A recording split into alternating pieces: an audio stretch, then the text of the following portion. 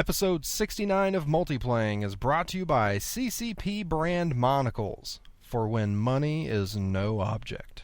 Everybody online, looking good. A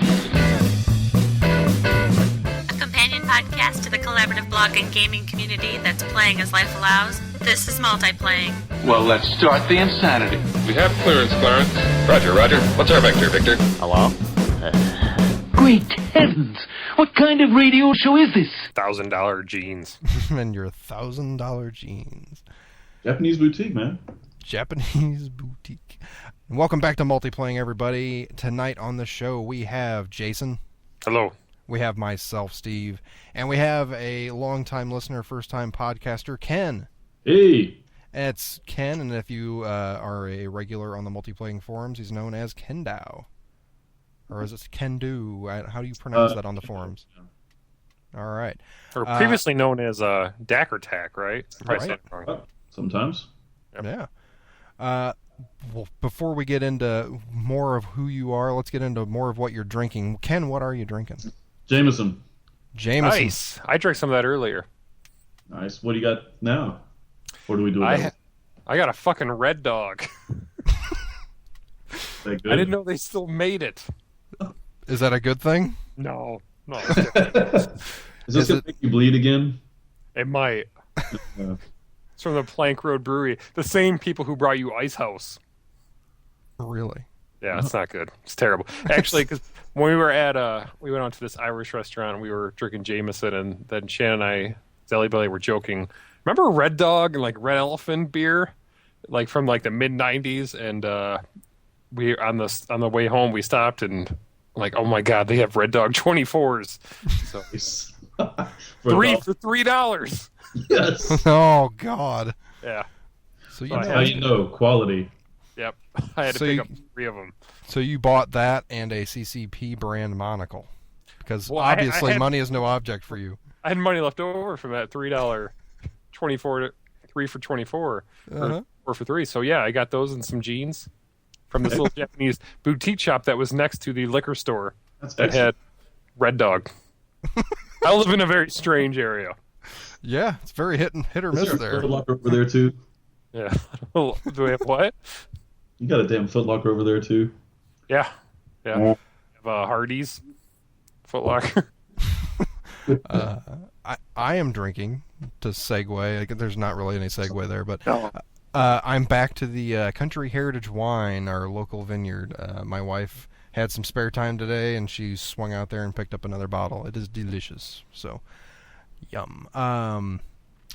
So before we get into what we've been playing, I gotta ask Ken, what is it you do? Because I have this theory that everybody, because if you look at the people that are in the multiplaying community, everybody seems to have a more interesting life than me.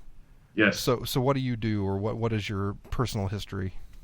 Now I sell hats. That's awesome. That's awesome, I guess. So every day I get to hear, whoa, is it hot enough for you? How do you get the ones down off the top? And all kinds of fun things like that.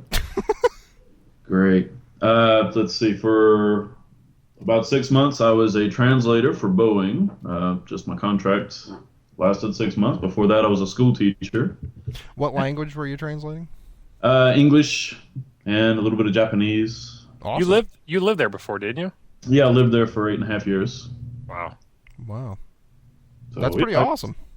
Yeah. Well, economy's not doing really well, so people are not hiring me. So I'm selling hats. Well, if anybody out there needs a translator, we got a guy.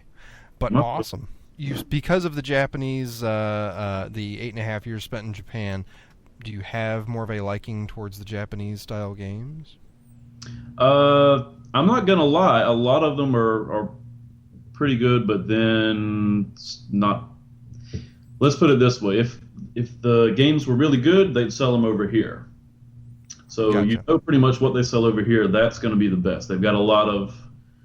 So you know Dragon Quest, you know. Final Fantasy. There are, I don't know, I guess we can say there's a shit ton of games that are also JRPGs over there that just did not make the cut. And it's not that they're terrible, they're just not good enough. And that's That's just the way it is. They don't think they'd have enough of an impact over here sales-wise. They probably wouldn't, because I mean, you could give it a try. Every once in a while, you'll find some that come over here, and you have a little niche game, and someone, a couple of people might play it, but it's not something.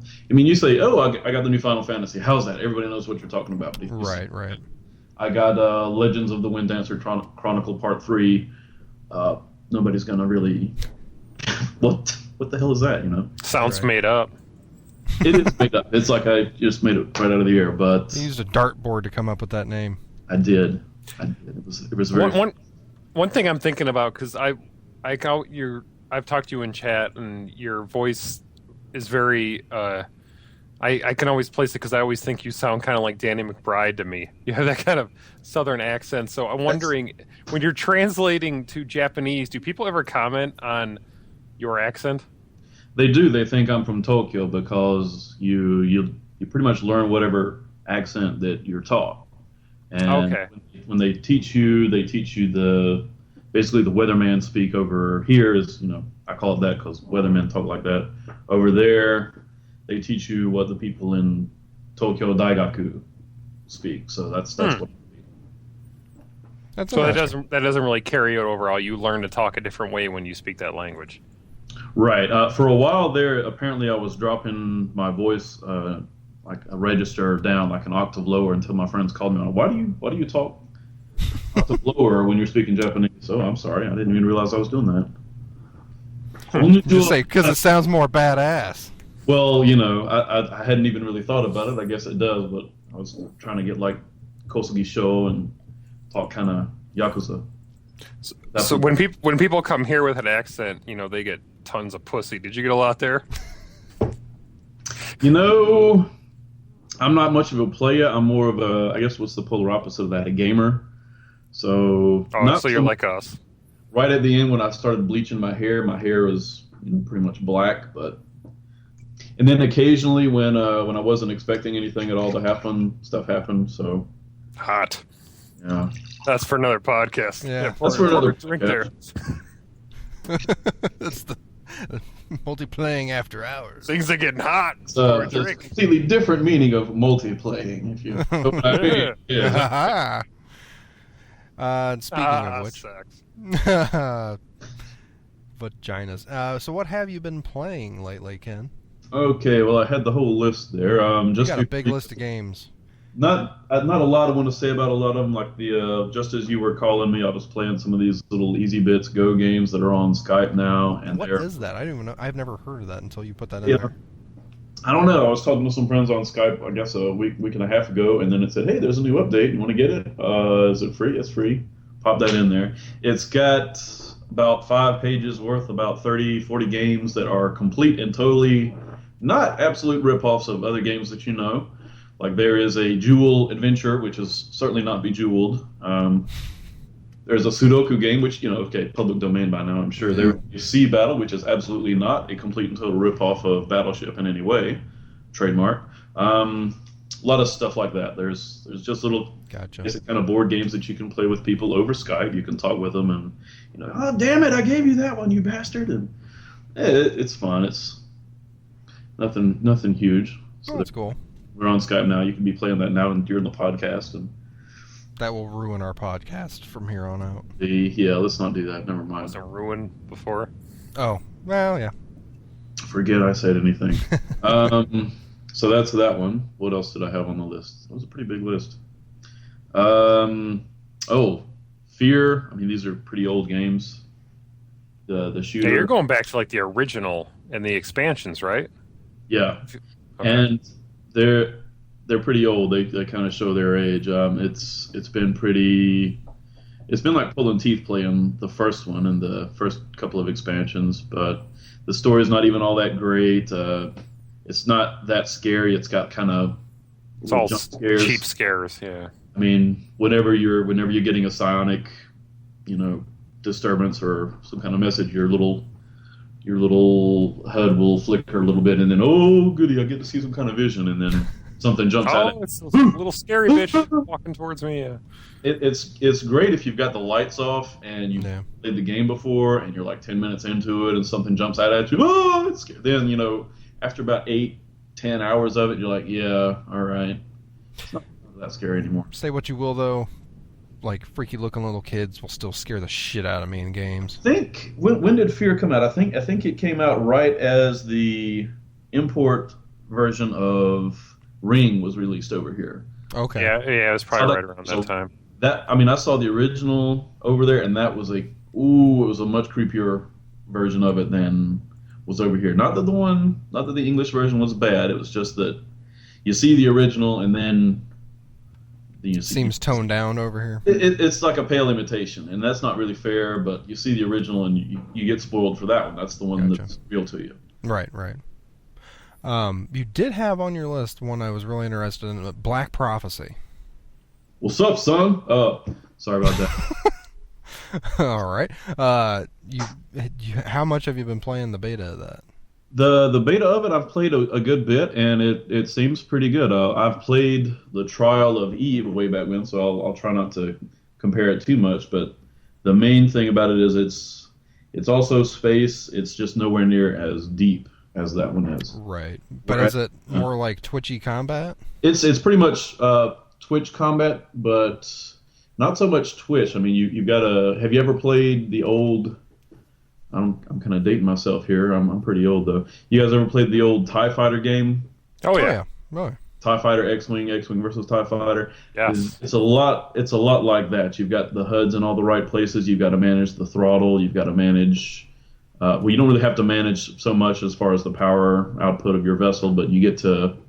Twitch alone is not going to save you. You need to be able to kind of see how things are going to move to the left or to the right or up or down. How fast they're going. Do you need to cut your speed so you can stay on this guy and just hose him down, that sort of thing. Twitch definitely helps. It's very. You've got levels, but the way the levels work, it's you put skill points into. Say, for example, the first thing you got to put into is the ship skill. And you can't have any other skills higher than that one. So if you want to have skill in a weapon or shield or armor, you've got to have it at or below the level that your ship skill is total. So that's basically your level. Now, if you're playing somebody who has a higher skill level, things get interesting. Because I played, again, I was around level 6. I got up to finally level 8 before I just... something else came up and wasn't able to put much time into that. So I was about 8.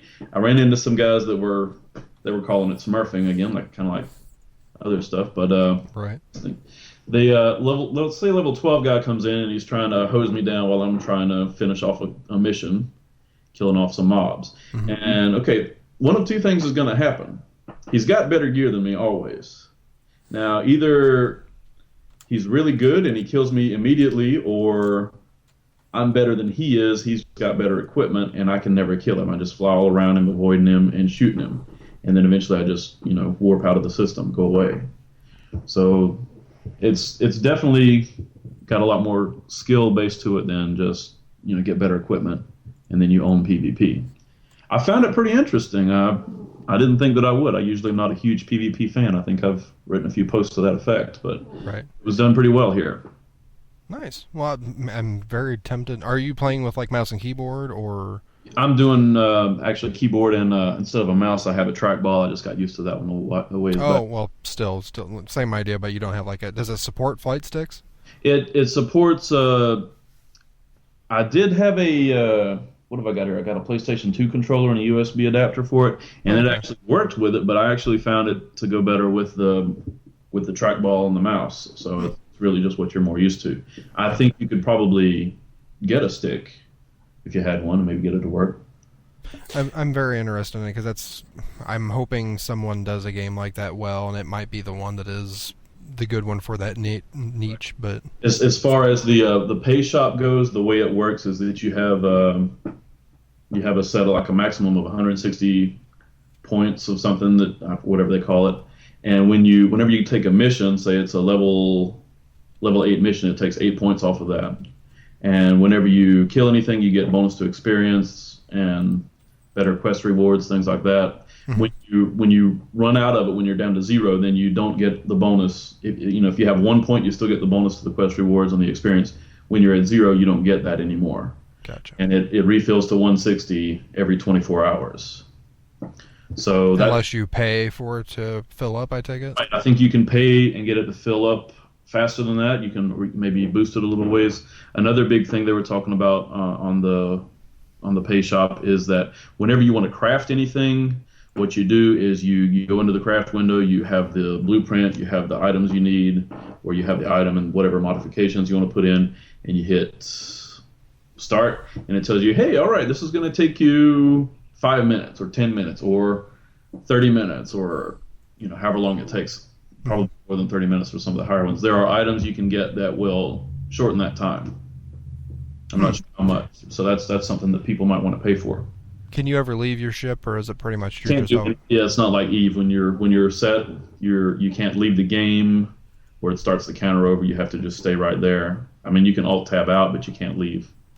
No, I mean outside of crafting. Like, do you have a physical character that that can leave the ship? It's like old school Eve. There's no dancing. You don't get the dance emote with the. There's no dance emote. You don't get. All right. So anyone can get into this beta right now? Yeah, it's just an open. You got to go to the site, which is I think just gamigo.blackprophecy.com or something like that. Or you go to gamigo.net and they'll probably have a link to it. I've got a link to it on the forum somewhere. We can check it later and post it on the end notes. Yeah. All right. Well, that sounds cool. I'm definitely interested in checking that out. It's pretty neat, and it's free. So if it sucks, then you're out whatever time it took to download it. Right. Other stuff that you've been playing though, you did have on here Rift. Have you still been playing a good amount of Rift? I had a pretty rough month last week, something like that, and I haven't been playing it as much as I would like, but I had a few good adventures in. Last weekend, for certain, I got in with the Children of the New Sun that we flipped over with when multiplaying people kind of bugged out on me. Yeah, sorry. That's all right. Stuff happens. But I'm back though. Yeah, I heard you were back. That's been great.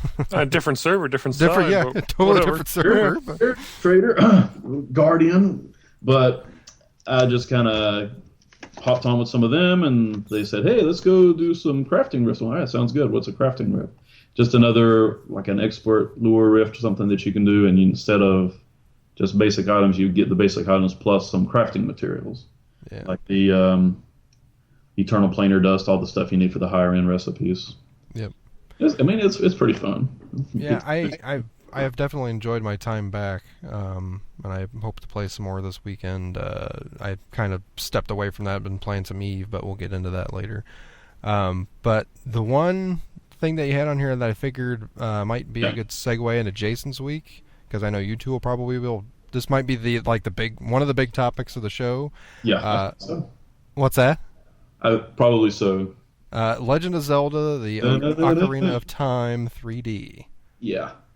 It's a good time to own a 3DS. I wish I had waited until this month to drop the 250 on it, but I may not have had the 250 at the time. Very excellent game so far.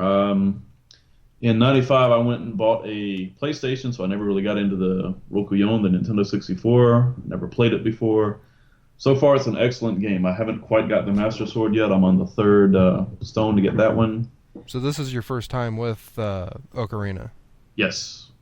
All right. And you're enjoying it. That's awesome. That's good. Oh, it's great, yeah. So that's kind of why, since the 19th, I haven't played much else. It's very addictive. It is. I've had, the battery on the 3DS is not great. So a lot of the times I'm playing and it's, the little orange light in the top right corner starts blinking. Oh, what is that? I've never seen that before. Because I used to play Street Fighter 4 and Pilot Wings a couple hours at a time, and that never happened. I'm out of juice. I need to recharge my battery, so I had to stop playing because my 3DS is out of juice. Same way here. It's the first time I have to actually be cognizant of when I charge it. Yeah. I'm not playing for just 30 minutes, and then that's it for the day. Right. I played some of it when it came out on the 64. I never beat the game there, but when I got Wind Waker, I remember playing the bonus disc they gave you, which was the Master Quest and original version, and I went and booted that up a couple months ago just to kind of get ready for this. And God, this game looks so much better than that game does. And a lot of the effects in this game kind of really surprised me. I didn't expect them to put that much work into the graphics in this game. It looks great. I heard it's a very impressive overhaul.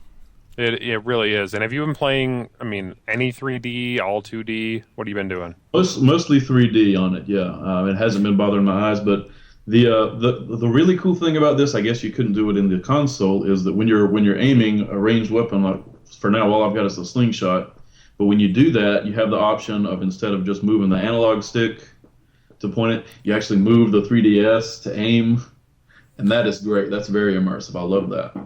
Yeah, that's neat. It all depends on kind of how I'm sitting. If I'm because I typically play in 3D because I think it has some really nice effects and nice depth of field. It messes with the 3D though. It gets you. Yeah, you have to be sitting up and be able to kind of track it as you're moving. If I'm kind of laying down on the couch playing it, I have to turn that on TV to use that effectively. But it's optional, and I think it's a nice thing they added in there.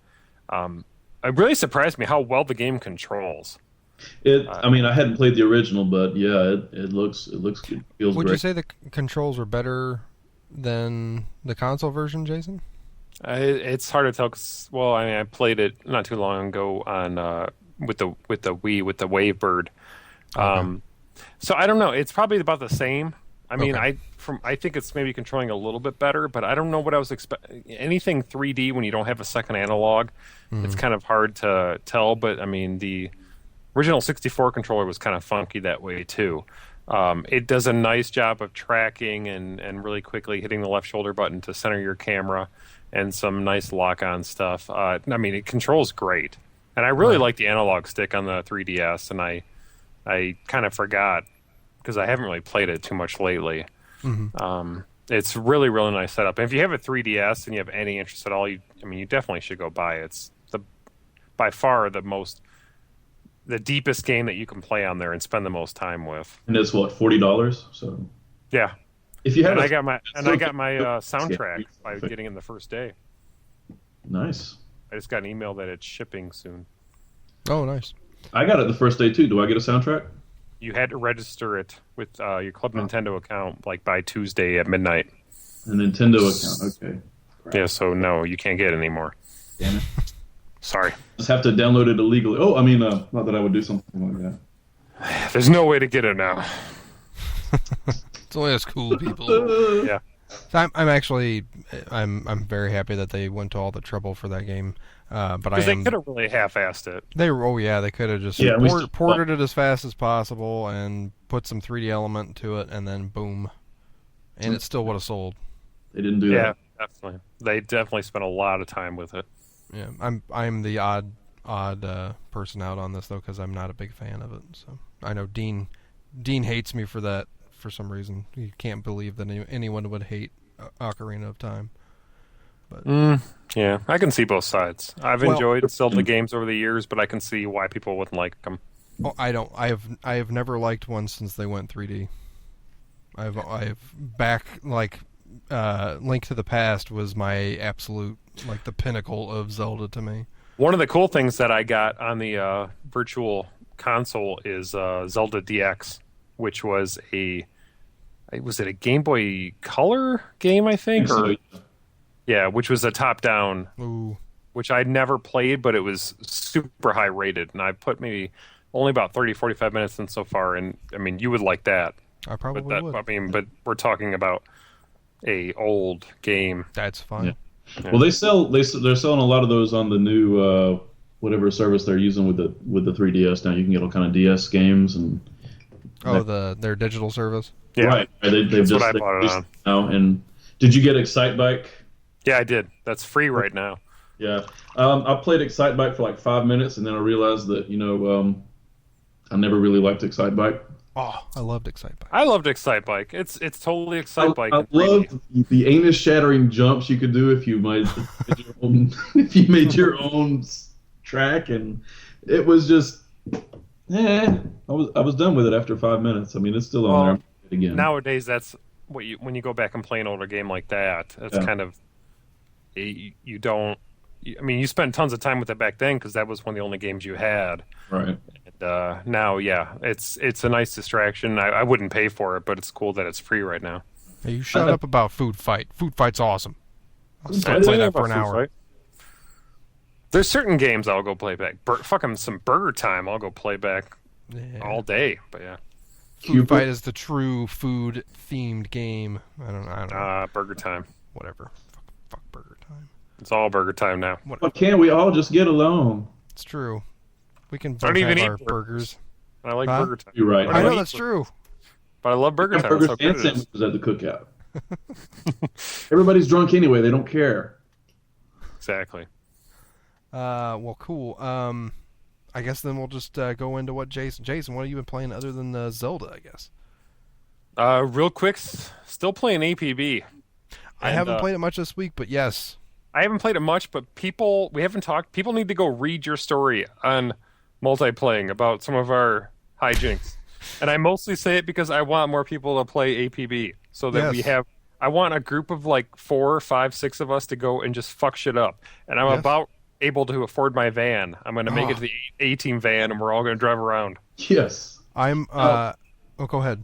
I'm just going to quick ask, what's the payment model on this thing now? Is it free or is it like a freemium? No, it's free to play, but you can buy other stuff. Yeah. But- You can pay for a premium account for like a month, like you would basically like what it is for $10. Your account goes into what is called premium, and that gives you a bonus to your experience, the bonus to your loot, like loot just meaning money, pretty much, that you earn on missions. It just increases like the speed of how you level, and I think that I don't mind that too much. I paid for a month of it. I think my month is probably out or just about out. And I have not minded anything about the payment model yet. I've not seen anything. I think my guy is, last time I remember what his level was, it was 49, and I don't know where it caps. I think it must cap at like 100 or something. I have absolutely no idea. But it's not so much about your level as it is just like the weapons that you unlock from pledging your mission experience to different contracts. You got like contacts, excuse me. You talk to these different people in the game, and they'll each have like levels 1 through 10 that you can go through and unlock different levels, different weapons or vehicles from them. Some of the weapons and vehicles are they expire like in 10 days. Like you'll buy it from the vendor, and it will expire in 10 days, and then you'll have to buy it again if you want it Most again. things you buy with in-game currency, expire. Yes, not with actual money. It's with in-game currency. There are things, that you can buy with actual money from the store. I haven't checked the store in a while, but there are like some weapons that you can buy that will be permanent for like a few bucks or whatever. No, they're pretty expensive. Are they pretty? Okay, maybe I'm They thinking. 'Cause were. I think there are some that expire in 10 days that are only a few bucks. Okay, yeah. But then I think, you're right. I think for a pretty penny, you can buy a permanent nice weapon. Talking like $40. Yeah, like stupid expensive, and I do hope they kind of look at that and say, nobody's really buying this shit. I hope nobody's buying that shit, because that's stupid. But I have not minded the payment model at all. I've stated it before, when I've run into a situation in the game where I just feel like the people that I'm fighting against are using weapons that I know that they have to be the ones that they bought because they are so overpowered or whatever, that's when I quit the game. But I've not ran into that yet. I still have crazy fun with it. So. No, it's from what I've noticed, it's a lot about skill so far. I mean, there's people who are always you can't look at chat without people accusing other people of hacking or whatever. Right. Well, you can't do that anyway in any MMO. It's pretty bad in APB. Yeah. Oh, okay. All right. But I think the more people that play, the bigger, when you're grouping with people you actually know, it's definitely way more fun. And as that factory gets reduced by, Yeah. Yes. The times that we've had with Truckosaurus. Mm-hmm. Oh, it's so fun. That thing needs to be nerfed. No, it's perfect. Yeah. I do occasionally notice other people driving that big truck though. So. Yeah, they're catching on. It's That's the truck, or there's this. Occasionally, you'll see someone driving one, but I actually know the exact spot where there is one parked. You need to show me because I've been looking for it. Oh, You've always kind of picked me up in it. I've never really remembered. I know exactly where it is. All right. But you can go you can get one of these dump trucks, and it's very slow to get going, like you would expect a semi-type vehicle to be. But when you get going, thing is like fucking unstoppable. yeah. If you hit anybody in another car, it just pushes them. And if you can happen to push them up against a wall with it going full speed, it will make their car explode. Well, I know somebody was it JWX or somebody had a post on the multiplaying forums about they knocked something into the air. Oh, that was him. That was mine. That picture. There was a picture I put on my blog post that I had hit this guy in a truck. And I don't remember if it was an NPC or a player. I think it was actually a player, but I hit this guy so hard we just went like full bore into each other, and he was in this truck, and evidently with however they did the physics of the suspension to that truck, yeah, it got caught like underneath mine, and it actually flipped it end over end over mine about 50 feet up in the air. He had to have been shitting himself with that. That was I wish I was in his truck, man, because that would have been hilarious. Yeah. He probably just got a monthly, premium account from that. Yeah, like I'm gonna kick so much ass. I couldn't find that. Yeah, threw me in the fucking air, man. I just bought my lifetime shotgun for $80. Yeah, I mean that's the kind of the thing that I dig about APB is it's a moments game. There's a lot of the game that you can pick apart and say it's kind of janky. Sure, compare it to anything else, and it probably truly is janky, but it doesn't feel that bad. And it's all about, just like what you said, Jason. It's the mayhem. It's the moments that you have in that game. I will never fucking forget things that happen in that game. Yep. But, so if it's free, just try it. Play with us. Yeah. You may hate it. If you hate it, oh well. Sorry. Yeah. But not really. I'd like to get a big group of playing type people and just go fuck some shit up. Sounds fun.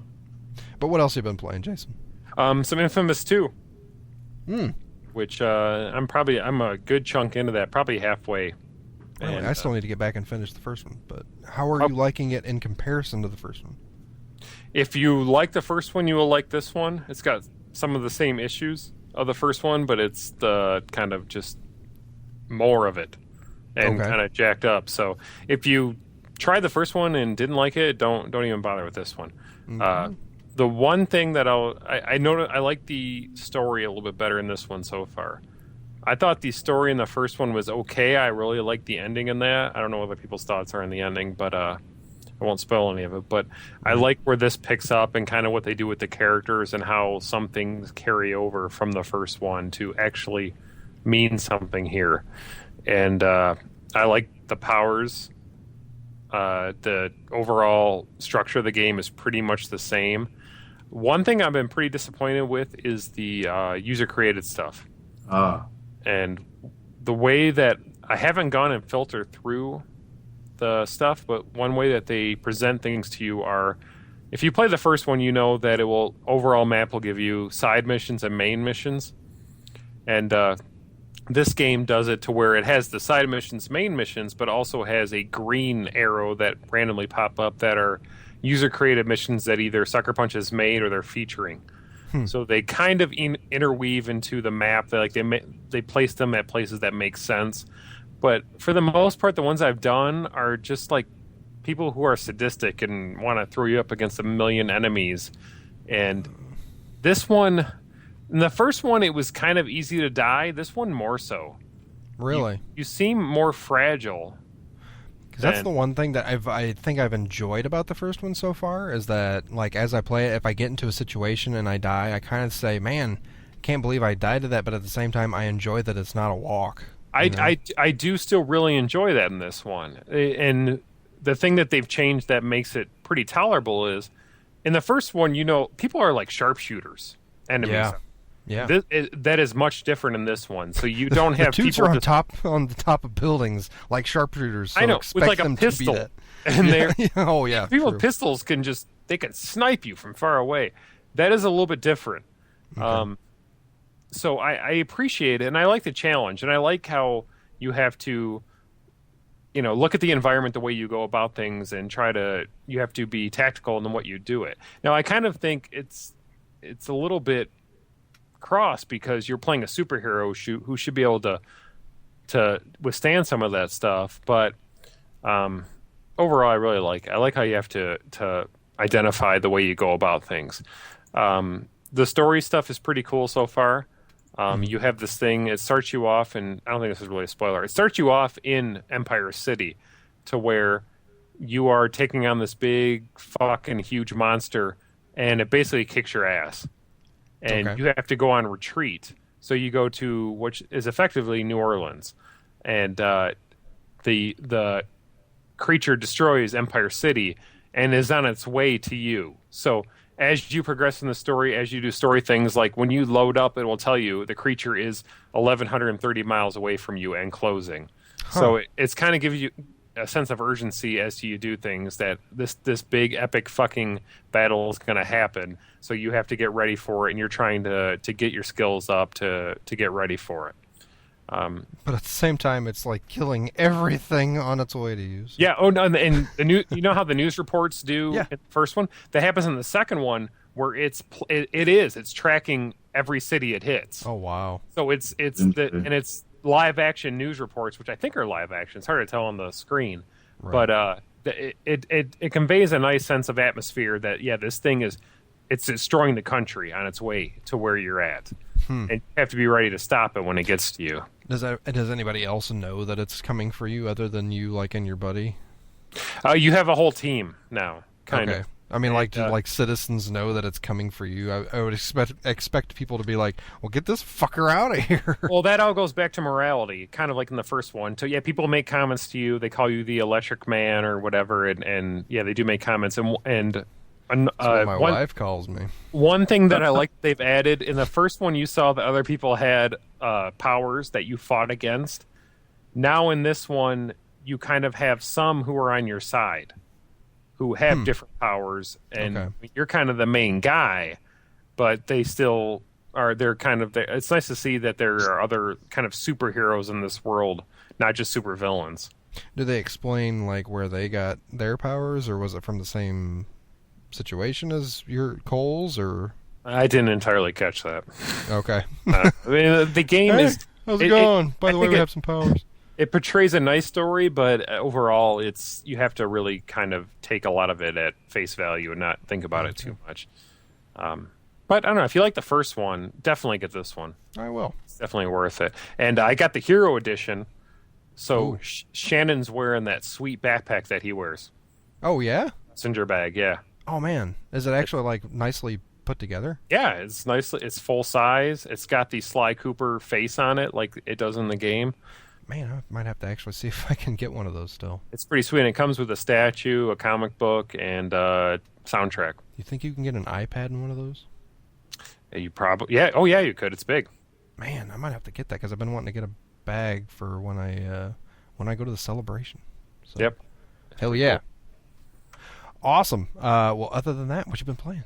One last thing I picked up on Steam sale this week: James Bond, Bloodstone. Yeah, which I've been wanting to get for a while, and I'm so sad. Bizarre Creations is closed because that game is fun.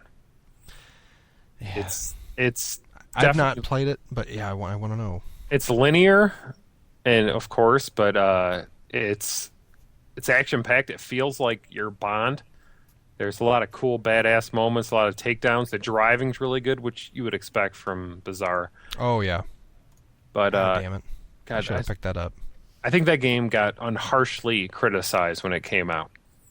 I don't know if it just came out at a bad time or what, but it's fun. Yeah. God damn it! I should have picked that up. About the same time as the last Bond movie. That might have been it.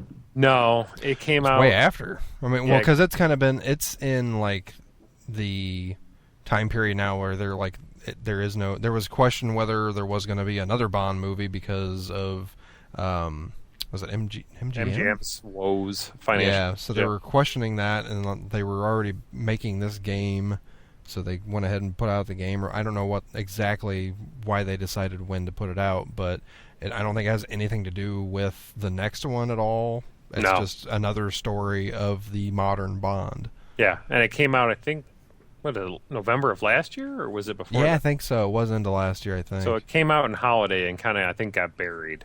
Yeah. But it's a fun game. If you like Bond and you like, it kind of mindless action type games where, should have picked that up. God damn it. But yeah, it's fun. I'm sure it'll be on right? Yeah. sale again. What's that?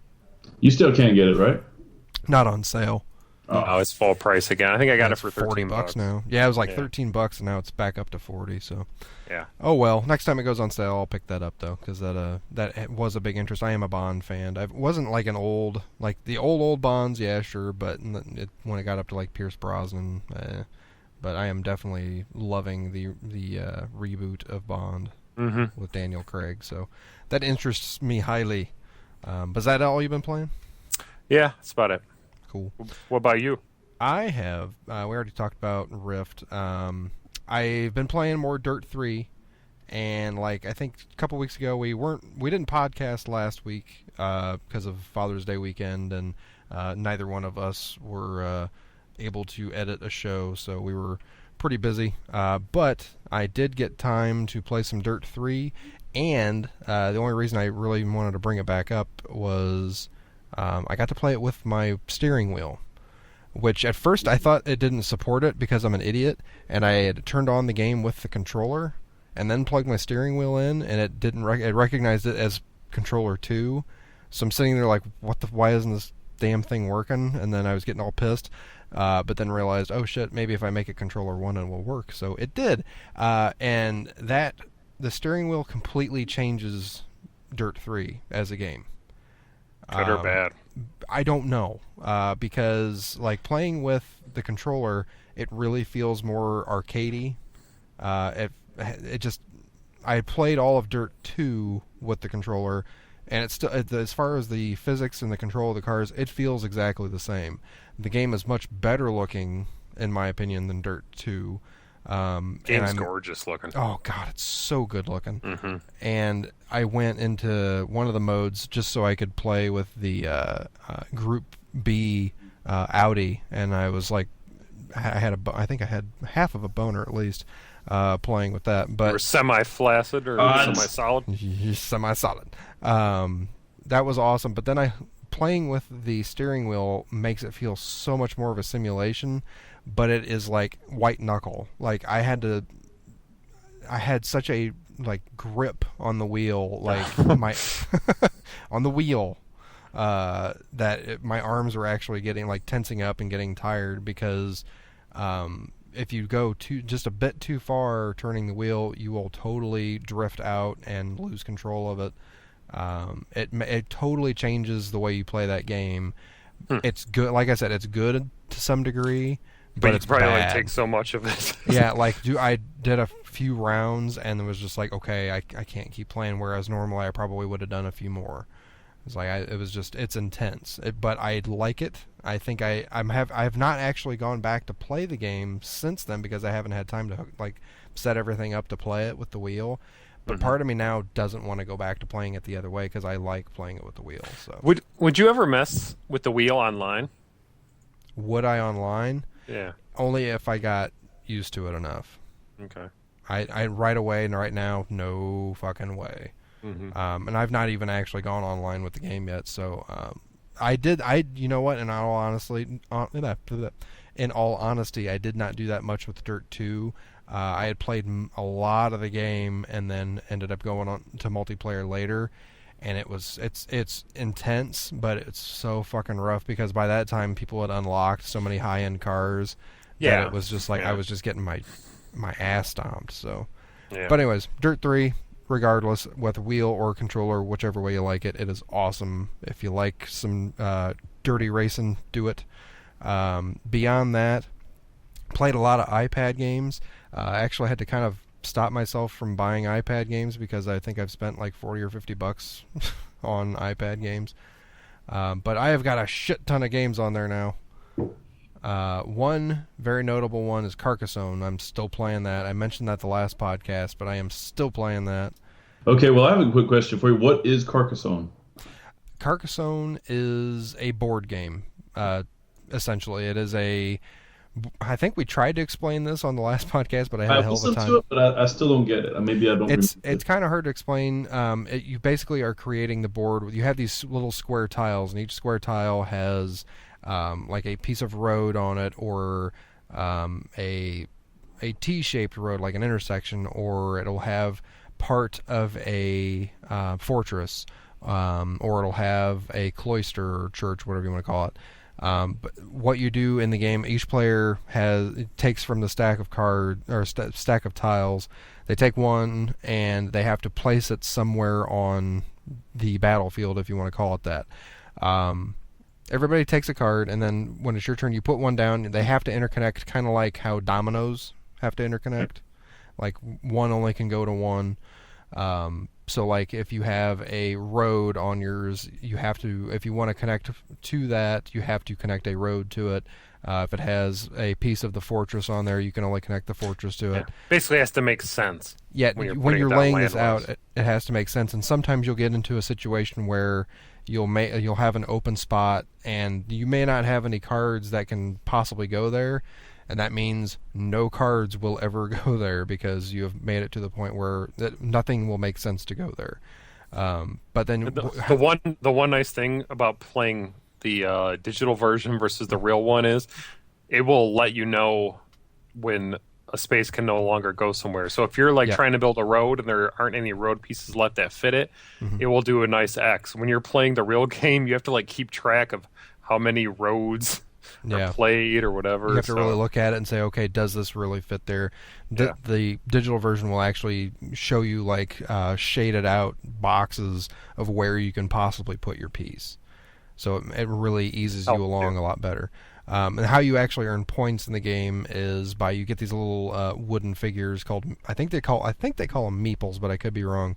But they're color coded to your character, and you put them either on the field, on a road, or in the fortress or a cloister, and depending on how many interconnections you have with that road, or if you put them in the field, how many connections there are to that field, so on and so forth. If you connect, if you put the guy on the road, and you have a intersection on a couple tiles down, and then the other end of the road eventually connects to the entrance to a fortress, you would then once it's connected on both ends, you can then take your meeple off and count the points for every tile in between, so on and so forth. The point system is what takes, especially with the digital version, since it doesn't explicitly tell you, unless there is a help file that I didn't go look at. The point system is what takes the longest to kind of get used to and figure out, okay, how is this actually tallying this? Because that's a big player in the strategy of the game, is knowing where to put your guys. So, right. But it is fantastically addictive. I did get to play some with Jason. Yeah, you kicked my ass. I kicked your ass. My first game ever against a person. I let you win.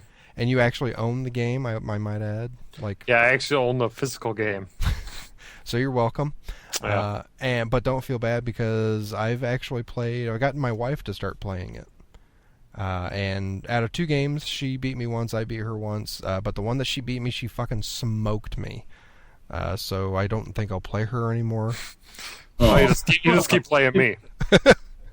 Be more. Just keep trying. Do you know who's great to play is Shannon, because she sucks at it. All right.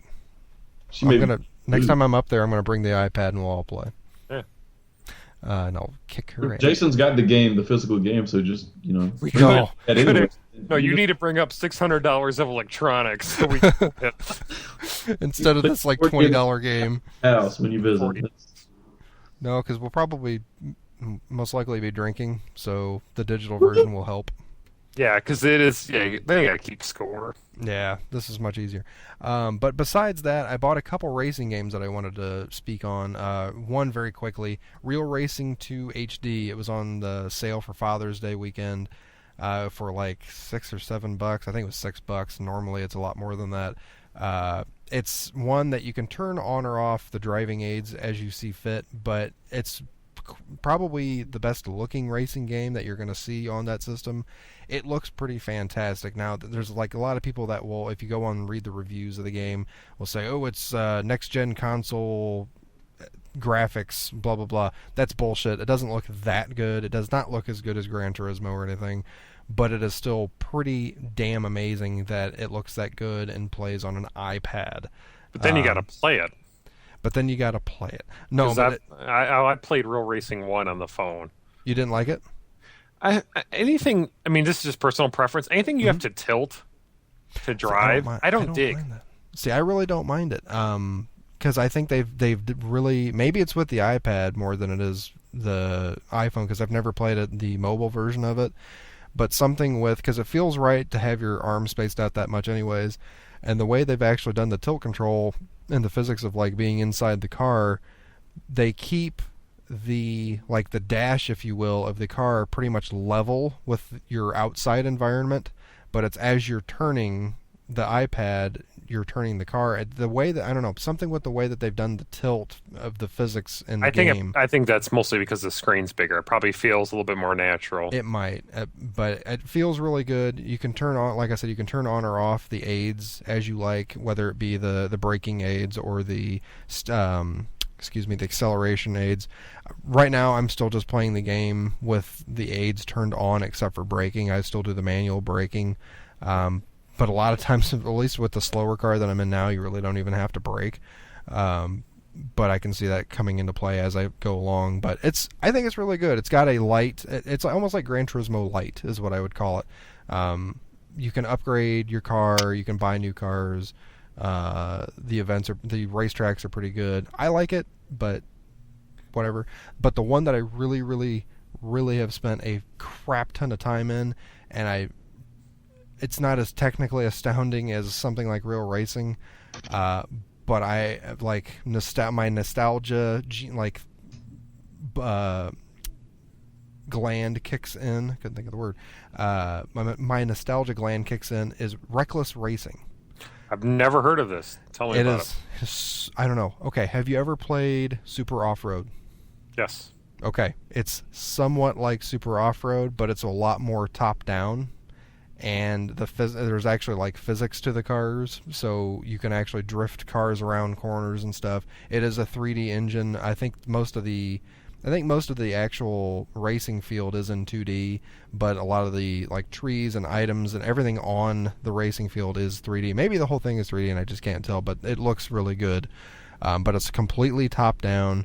The nice thing about it is there is a myriad of control options. Like when you start up the game, they kind of let you run through all of the control options and figure out which one is the best for you. And that's like, by and away, like I've not really seen that in a lot of other games on the iPad, and I love it because there's one that you can use a like fake steering wheel with your left thumb and like just swipe left and right to turn. There's one that is just a button for left and a button for right. I think there's a tilt control with it if you want to try to do tilt for the steering. There's like the accelerator and brake buttons, but there's a lot of different ways that you can control the car. Me personally, I've liked just the buttons for left and right, and then the accelerator and brake. The spacing on it for your thumb seems really good, and I don't know. There's just something about it because there was like Super Off-Road, and there was another game back in the day, and it was like called like something Drift, and there was a arcade version of it, and the only console that I knew that it came out on was the Jaguar, and it was like one of my favorite games. Is that a motorcycle racing game? No, it was actually a top-down racing game, but you used WRC style rally cars, and there was jumps and all that in it, and I really liked the mechanics of playing the game like that. And I think in the arcade you actually used a wheel like you would in Super Off-Road, but in Jaguar, of course, you would use the controls. And I absolutely love the game. So the one thing I will say about Reckless Racing, other people may or may not love it as much as me, but the one thing that I wanted to note with this game that I have not had in another game for a long time, sure, we talk about like APB, and I just laugh my ass off at stuff playing that. But I literally, playing Reckless Racing, I was sitting there on the couch looking down at it. I had the biggest fucking smile on my face. Like I have not noted in my head that I have It's like you're smiled. playing a game or something. Yeah, it was just pure fun to me. I don't know, it was the nostalgia thing kicking in, but man, I was just sitting there smiling ear to ear playing this thing because it was just fucking awesome. It was like my childhood. I felt like a little kid playing it. It was just It's one got of those that things. way a few times. Not very few. You're playing a game and you get that childish glee, like you're actually playing a game and having fun. Yeah. We don't get that all the time. You don't, and I can't remember the last time I really had that. And like I said, I have tons of fun playing different games, and I love playing with people online. But it was one of those ones that was like it was so gamey and so it was just A hell yeah moment. I know. I wanted to go get a peanut butter and jelly sandwich and some milk and just so good. But let's see. Moving on from that, there is a free demo of it. I just downloaded it. Awesome. Reckless Racing. Yeah. I don't know. I don't know how it will be on the smaller screen, but I love it on the bigger screen. Don't rip on my screen. Shut up. Your screen sucks. No, I actually got that Retina display, so It looks pretty badass. it does look pretty badass. But moving on from that, the only other thing that I wanted to note that I have been playing, I guess we won't talk about it too much because I'm not of the. There's a lot of shit going on with the game right now. I've been playing Eve. Started playing this week. Jason, I think you just started playing. Yeah. That game is made by some brilliant but dangerously insane people. Yeah. Ken, have you ever played Eve? I played what was like the 2-week trial before. I remember a lot of good things about it. I remember that I went to go look at an apartment for 2 hours, and then when I came back, I was still on the road to finishing this mission I'd set up to go search out. Yeah, I liked it, like I said, but not really too much. Yeah. You guys have the Monocle yet? No. Yeah. I can't afford. I don't have Monocle money over here. I guess you spent all that money on the Red Dog and the designer pants from. That's it. Yeah, exactly. We're adding Mr. Rare here to the conversation because he's a lot more into Eve than any of us are. A couple of us have started playing again, but there's some shit going on right now, and I have not the. I do not want to start talking about it because You are in the know, so that's... I am not as in the know on the subject, and I don't want to sound like a total idiot. I don't mind sounding like an idiot. Over 10,000 people have already fulfilled that, so it's okay if there's 10,001. That's true. But let us know what is going on in Eve right now. What's going on, man? Okay, so good news. Incarna came out. Yay, Yes. Incarna! And it looks pretty. It's awesome. It's very pretty. Controls like heavy rain, though. Bad news, Incarna melts computers. Ooh. Really? Ooh. Yeah, like Macs are exploding at the seams. And Oh, jeez. normally I would laugh because I don't like Macs, but in this case I just kind of feel bad. Yeah. But Because they want to play Eve. yeah, they do want to play Eve. And then today, oh boy, today. So, Yeah, I saw your post, so... Oh yeah. So basically, in every single major market hub in the game, there were mass protests over a leaked memo from CCP that, among other things that I will just not even go into, basically states we should do microtransactions that will directly affect gameplay, i.e. let you buy gold standard ammo, ships, skill points, whatever. So, whole Pandora's box opening. And granted, none of this has happened. None of this is in the game. It was an internal memo about ideas that they were bouncing about back and forth, but as a first strike from the player community. it is like Armageddon on the forums right now. Like, so much rage. Like, 200-page-long thread knots of what the flying fuck, CCP. You promised you wouldn't do this, and now you're talking about it. And I've watched some of the live stream video of the trade hub being attacked, and it looks like, like just not too long ago there was some riots in Canada because someone's team lost. Like that in space. It's kind of like that in virtual space. Okay, can you kind of explain to someone who doesn't know a ton about Eve, like, what are they doing? What is that affecting? Okay, so basically for a while it was like, oh my god, there's so many people. But what they're doing is they're attacking a structure that can't actually be blown up. It's a very old structure from like some Alliance tournament that no one remembers anymore. But the point is, it was just symbolic. And it was also to make CCP's life hell by lagging out all major trade hubs. And then because there are so many people there, I know that some people have decided to sort of, take advantage of that and beat the shit out of people. I mean, they get sex standing and they get killed by cops, but they're just doing it for the lulz at this point because there's mass rioting over this in EVE right now. So kind of like turning over someone's car, beating it up, they're going around it. Yeah, I mean, they're not actually doing any real damage other than players dying and causing lag, and generally just, making a shitstorm out of all the major trading hubs. They're just making as much of a pain in the ass for everyone as they can. And this was before we got the quote-unquote apology. So then... that apology, too, I was insulted, and I don't even play the game. Dude, I know. Like, I don't know what the hell CCP Zulu was thinking, but here's the main issue, because I know I've been talking with Twitter with Garwar, and he doesn't play EVE, so he's coming in from an objective viewpoint, which is totally fair, and I'm glad he is, because it's kind of helping me come back with to some reality. Perspective. Yeah. So the issue with this is there's a player-elected group called the CSM, which is the Council of Interstellar Management. And basically, a couple months ago, they went to CCP headquarters, and for like a week, they just hash it out, like ideas, thoughts on the game, the future of EVE, blah, blah, blah, blah, blah. And CCP basically promised the CSM, we won't do this. And then they sent this devlog to the CSM saying, what do you guys think of this? And the CSM basically told them, you guys are going to get fucked if you post that.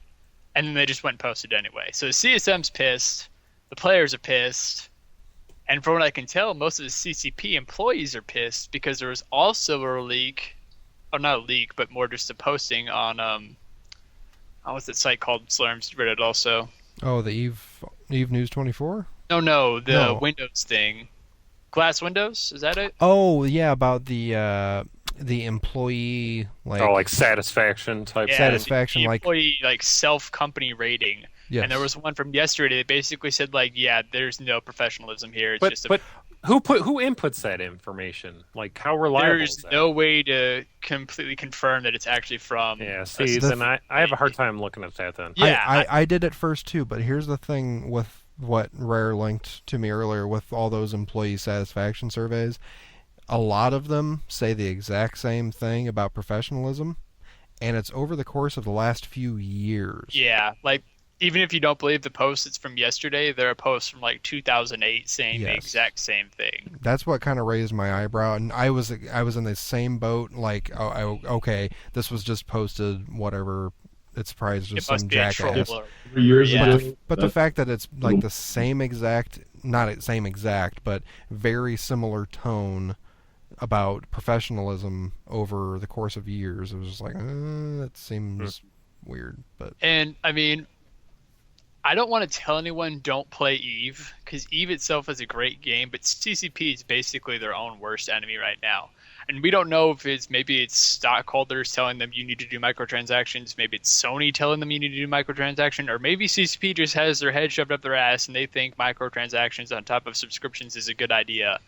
But there's no way in hell I am paying $60 for a goddamn monocle. And that figure is tallied by it's in-game currency, right? Yeah, but the real life value of it is $60. But if it's $60, it's probably pretty badass, and I kind of want it. It's a monocle. How badass is it? $60 badass. It, honestly, it's pretty badass. That's like 3 bottles of Jameson. Yeah, that's I didn't see that in my district down there. I would have bought one. Yeah. But yeah, it's I don't know. What do you personally, Rare? What do you think can go? What would CCP do to resolve this right now? Well, okay, I can give you 2 answers. What would I like to hear, or what I think will actually happen? First one, then the other. Okay. What I would like is for CCP to just be straightforward. We fucked up. obviously players don't want this. We'll go back and either completely scrap it or just make it reasonable.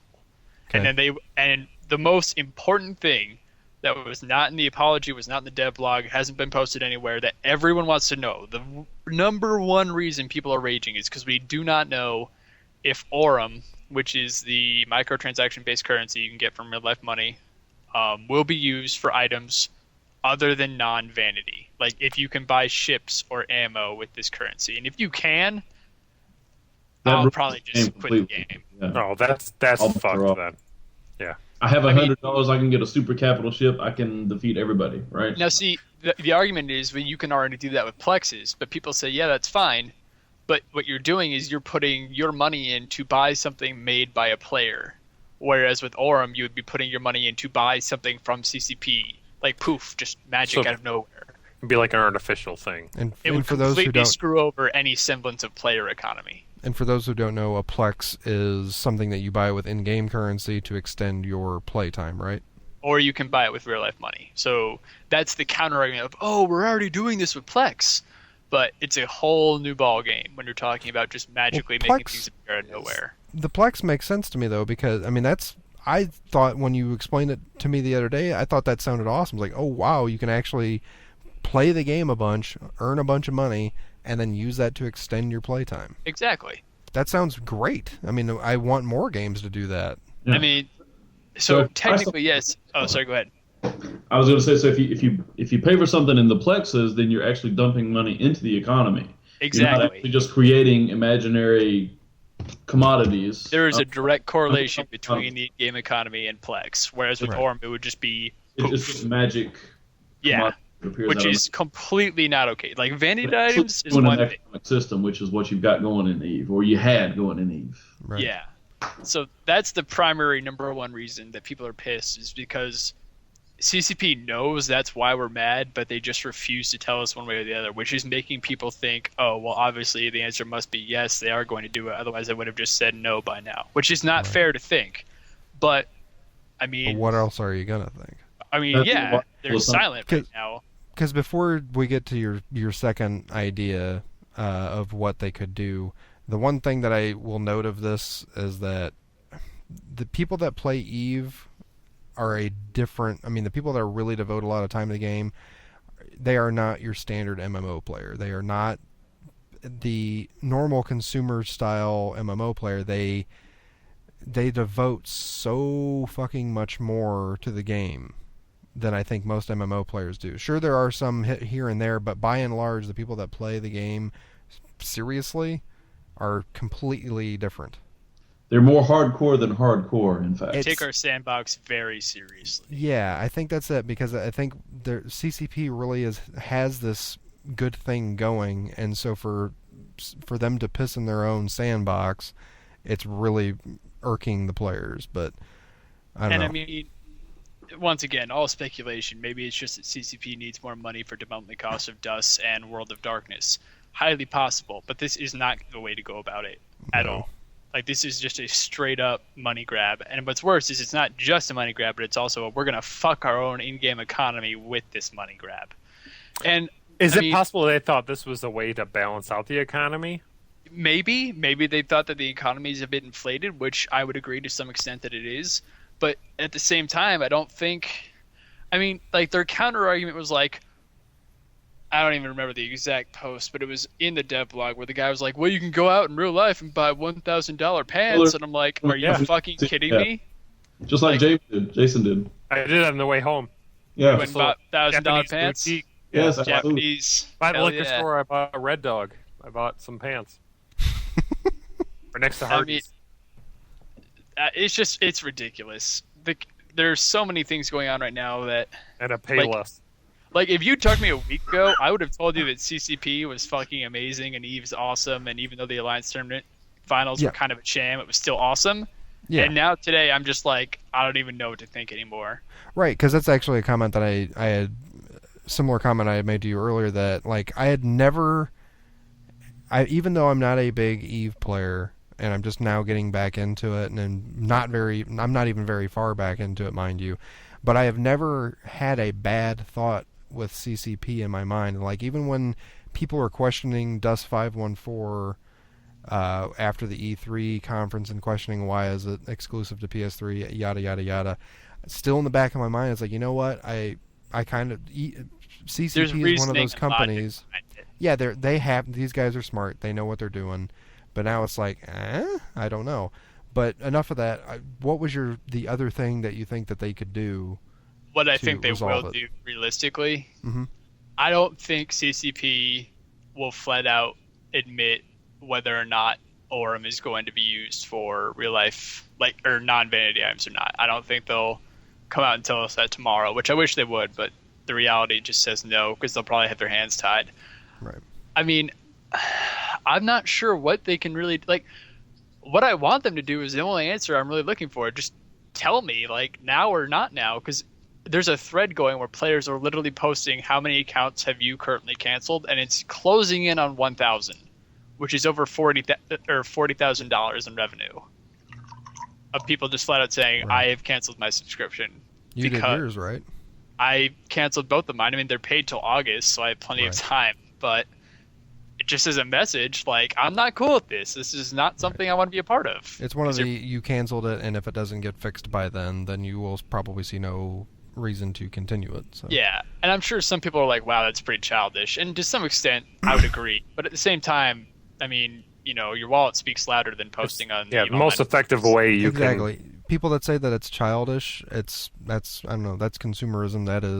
That's you speak with your wallet. That's the only. I think the childish side is to go out and yell about how you are canceling your account. I asked you to tell us that you canceled it because you told me in privacy earlier, but just for use of the podcast, yes, there are a lot of people canceling their account over this, or at least saying that they are. And that's, you speak with your wallet. This is the only way to manage that. So, I mean, other than going and shooting at a space station you can't blow up, evidently. Yeah.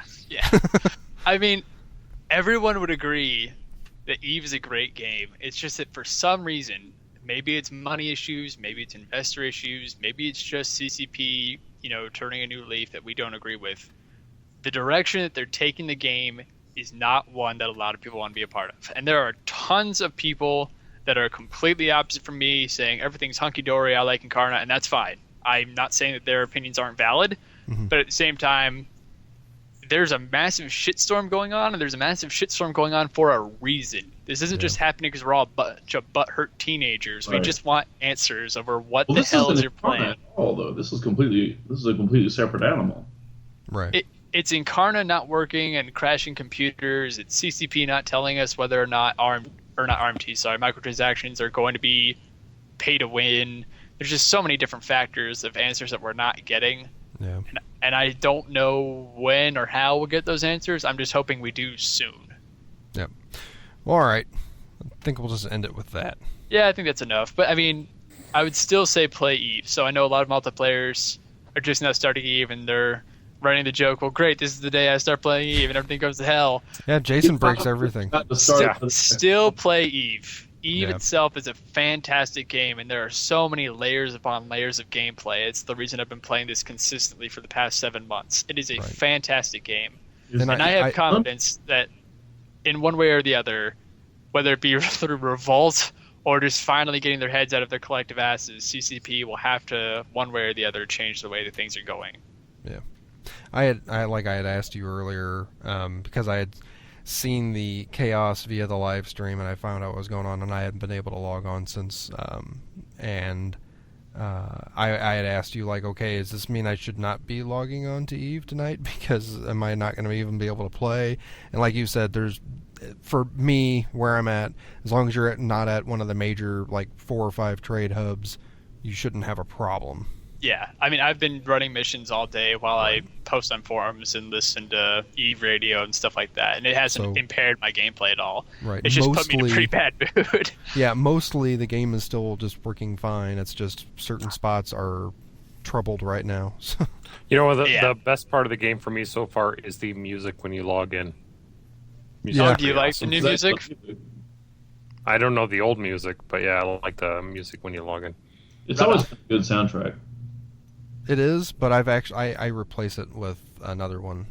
You do get tired of it. You replace it with Tron. I new did. soundtrack, which Which that's is fucking hard. That's perfectly fucking fine. hard to beat. That is the Yeah. best. That is Well- a fantastic soundtrack. Not just the regular Tron Legacy soundtrack, but the reconfigured one. Ooh, Is there one? Yes, there's one that they went back and it's a bunch of remixes. Sweet. Configure It's- shit all the time. That's their whole It is fucking awesome. I actually I had posted on yesterday that I had bought that album. It was like it's like $5 for the whole MP3 album on Amazon, and I picked it up and I was planning on playing some Eve, and then another guy on Twitter said, "Oh wow," he goes, "That's really a good match with that game." I go, "Yeah, I'm like a fucking video game music sommelier." It's it's a crime that wasn't like nominated for Oscars soundtrack It's so good. score. Thanks, Rare, for coming in and telling us all about what's going on with Eve. Because Thanks for having me. I'm glad I didn't completely nerd rage. No, you calm down. That's good. I We feel, I gave feel you a so couple good. hours. Well, I would like to thank Ken for being on. Thank you for being on Thanks the for show, having man. Yeah, you will definitely be asked again. And with that, good night, everybody. night, everybody. Apocalypse. Go buy your monocles. Well, gentlemen, no point in hanging around this dump any longer. Wait! Where are you going? I was going to make espresso. Show's over, folks. You can't go! All the plants are going to die. Take off, eh? Thanks for listening to Multiplaying, the companion podcast at multiplaying.net. Questions, comments, feedback, errors, etc. can be sent to multiplaying@gmail.com. We invite you to write a review on iTunes and visit our website at www.multiplaying.net. We've made a lot of friends, shared a lot of laughs, often at the expense of others. I think some people are going to be upset. Let me just close this conversation by saying you are one unique individual. Thank you and good night.